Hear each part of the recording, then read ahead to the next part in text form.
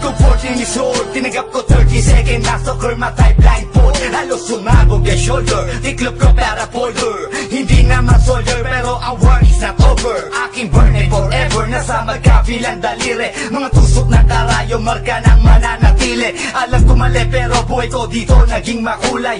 Bala ang alay para sa aming mga kaaway. Ang mawalay sa minamahal, ako'y nakahanda na. May tiyempo ang kalaban ng edad, ihihito na. Pero teka muna, ito ba'y katotohanan? Mabigat na katanungan, ano ba pinaglalaban? Na dahil basag ang buhay mo'y sa sakripisyo. Kahit alam mo nga hantong nga kulungan ng nicho. Ang peligro at bata sa buhay namin ay likas. Bawat luwang papatak, bala ang katumbas. Gusto mo ba na sumama sa mundo na magama, na may halong lungkot at saya at may kababala ang magtubos sa sala ng iba ang kaligtasan, sa isa't isa inasa.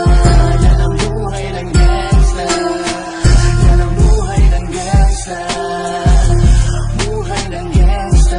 Wala nang takot dahil ultimo ka ba ay limot. Manhid na sa mga bantang, ilang ulit bumuntot. Ganto ang buhay na pinili ko't aking pinamulatan. Burado na sa isip ko na may kinabukas. Nasanay na sa sistema ang tema ng aking buhay. Kampo namin, kalsada at ilagera. Bawat awan nagmisulang musika, bawat putok na mamagitan sa pagitan ng alitan na walang pinaglalaban. Paligsahan na wala ni palakpakang masigabo. Binunoy 7 taon bago mahirang at mamuno na mag-OG sa tundo at veterano ng Brown. Mula nung 1999 ngayon ay talk of the town. Nagsimula ko bilang homeboy na di mapapagsak, ni hindi ko ininda ang natamong 5 saksak. Ang mapahamak ay alam ko na't akin ang inasahan. Ang pagdanak ng dugo sa aming mundo'y di maiwasan. Gusto mo ba na sumama sa mundo na magama, na may halong lungkot at saya at may kababala ang magtubos sa sala ng iba ang kaligtasan,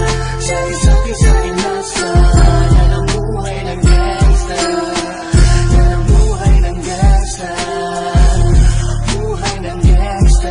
Mula noong 1998, buhay ko dito na ginugol. 12 anyos ang laro sa mga lesbo magpahabol. Naging kakaiba ang pananaw sa kaidaran. Pinangarap na lahat ng gang ay mapangibabawan. Habang di na alintana ang mga tao'y lumipas, tumandang walang tinapos, tila nagsayang ng oras. May mga tropang nangulungan at ibang di na lumutang. May mga nagbuwis ng buhay at naging bayad utang. Ngunit tinuloy ko pa rin ang laban hanggang makilala ang pangalang OG Sacred, parang mayor ng Manila. Hinawakan ng Corcuera, permanent at tubo. Tunay na ninong ng Velasquez at Rojas sa tundo, na ipagsabayan sa mga hamon, humantong man sa patayan. At walang tigil na putukan ng gante pag nalagasan. Ngunit isang katanungan ang naglalaro sa isip ko, ito ba ang buhay na dapat manahin ng panganay ko? Gusto mo ba na sumama